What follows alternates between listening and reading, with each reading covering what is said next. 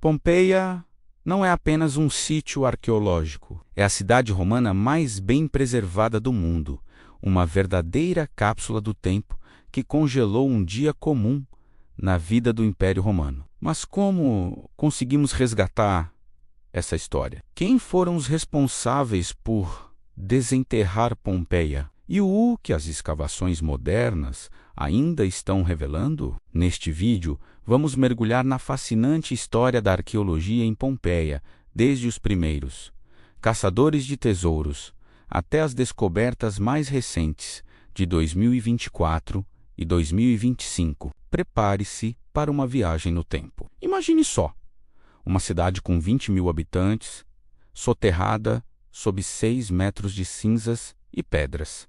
Simplesmente deixou de existir na memória das pessoas. O local foi abandonado. Com o tempo, novas construções surgiram sobre as camadas vulcânicas. O nome Pompeia sobreviveu apenas em documentos antigos, como a carta de Plínio, o jovem, que descreveu a erupção. Durante a Idade Média e o Renascimento, ninguém sabia exatamente onde a cidade estava enterrada. O solo mudou, o rio Sarno mudou de curso, e a paisagem se transformou completamente. Pompeia virou lenda. Estamos em 1594. O arquiteto Domenico Fontana estava construindo um aqueduto para desviar as águas do rio Sarno. Durante as escavações do túnel, os trabalhadores encontraram inscrições e pinturas antigas. Mas naquela época, o objetivo era outro. Ninguém estava interessado em arqueologia. As descobertas foram simplesmente ignoradas ou cobertas novamente. O túnel de Fontana passou direto por Pompeia, sem que ninguém percebesse a magnitude do que estava ali. Uma oportunidade perdida que atrasou a redescoberta em mais de um século. Em 1709, um camponês cavando um poço em Herculano encontrou estátuas antigas. A notícia chegou ao rei da Espanha, Carlos III, que governava o reino de Nápoles. Em 1738, ele ordenou escavações sistemáticas em Herculano. Os resultados foram espetaculares. Estátuas de mármore, bronzes e afrescos.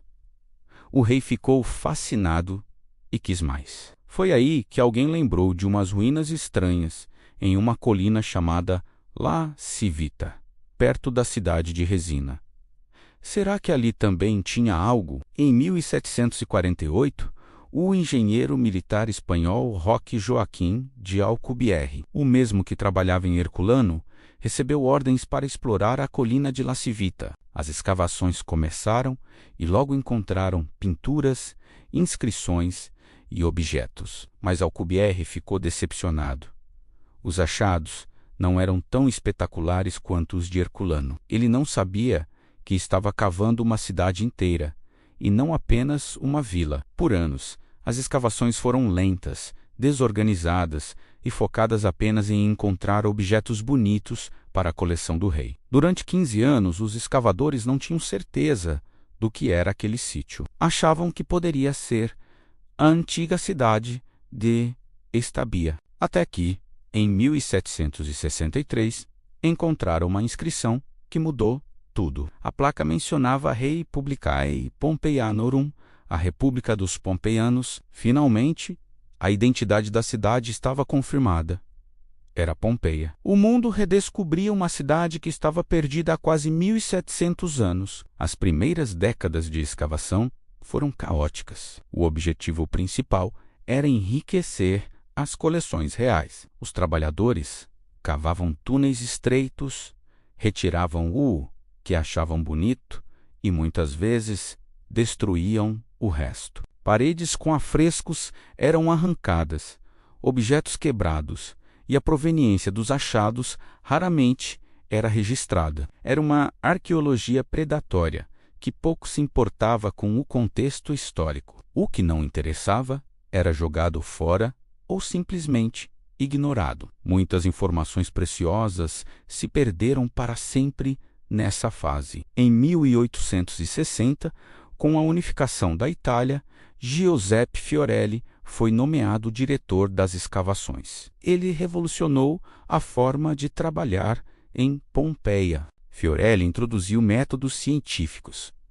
As escavações passaram a ser feitas de cima para baixo, camada por camada, com registro sistemático de tudo. Ele dividiu a cidade em regiões e quarteirões, o sistema que usamos até hoje. Foi Fiorelli que transformou a caça ao tesouro em arqueologia de verdade. Durante as escavações, Fiorelli percebeu algo curioso. Havia cavidades nos depósitos de cinzas, eram espaços vazios que antes continham corpos humanos e animais, que se decompuseram ao longo dos séculos. Ele teve a brilhante ideia de injetar gesso líquido nesses vazios. Quando o gesso endurecia e a cinza era removida, revelava-se a forma exata da pessoa no momento da morte. Foi assim que nasceram os famosos moldes de Pompeia, menos imagens comoventes que nos mostram o drama humano da erupção. Hoje, usam resina transparente, que permite ver os ossos dentro. A próxima grande figura foi Amedeo Maiuri, nomeado superintendente em 1924 por Mussolini. Sob seu comando, as escavações atingiram escala industrial. Maiuri queria revelar a cidade inteira e removeu enormes quantidades de terra, muitas vezes com métodos questionáveis para os padrões atuais. Ele trabalhou durante décadas, até 1961, e foi responsável por desenterrar grande parte do que vemos hoje. Mas seu legado é controverso. A pressa e a falta de conservação adequada causaram danos que ainda estamos tentando reparar. Em 1960, a maior parte da cidade já estava descoberta, mas o preço foi alto.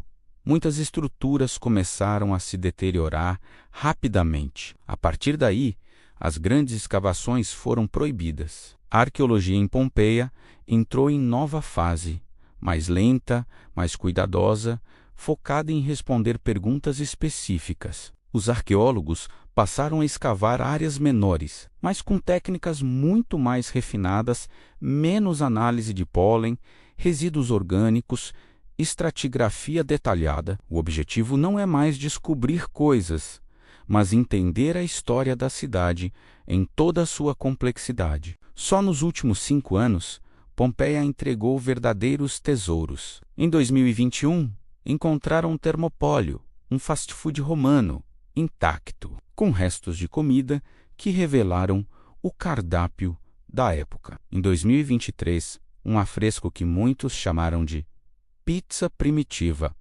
uma bandeja com frutas e um pão achatado. E em 2024 e 2025, as descobertas continuaram. Uma terma privada gigantesca, com piscina para 30 pessoas, afrescos deslumbrantes e até uma escada subterrânea que pode levar a um salão de festas. Pompeia não para de surpreender. Uma das áreas mais promissoras, hoje, é Civita Juliana, um subúrbio a noroeste da cidade. Lá, os arqueólogos encontraram uma vila com estábulos, onde 3 cavalos atrelados morreram na erupção, ainda com as rédeas. Também encontraram uma carruagem cerimonial praticamente intacta, chamada de Lamborghini da Antiguidade. Mas Civita Juliana também revelou um problema sério: túneis de ladrões que saquearam a área antes dos arqueólogos. É uma luta constante contra o tempo e contra os criminosos. A arqueologia em Pompeia não é só sobre cavar, é sobre conservar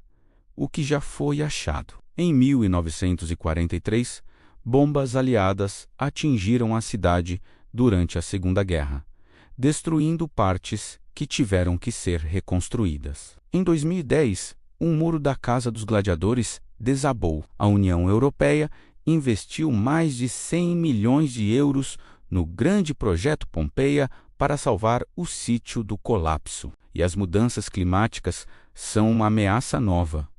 Chuvas torrenciais e erosão colocam em risco as frágeis estruturas. Conservar é tão importante quanto descobrir. Apesar de séculos de escavações, 22 hectares da cidade menos cerca de um terço da área total menos continuam soterrados. Por enquanto, a prioridade é preservar o que já está exposto, mas ninguém duvida que no futuro novas áreas serão abertas.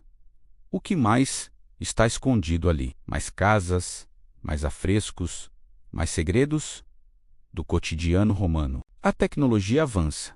Drones, escaneamento 3D, radar de penetração no solo. Cada nova ferramenta nos permite ver sem cavar e escolher com cuidado onde escavar. Pompeia ainda tem muito a nos ensinar e nós ainda temos muito a aprender com ela.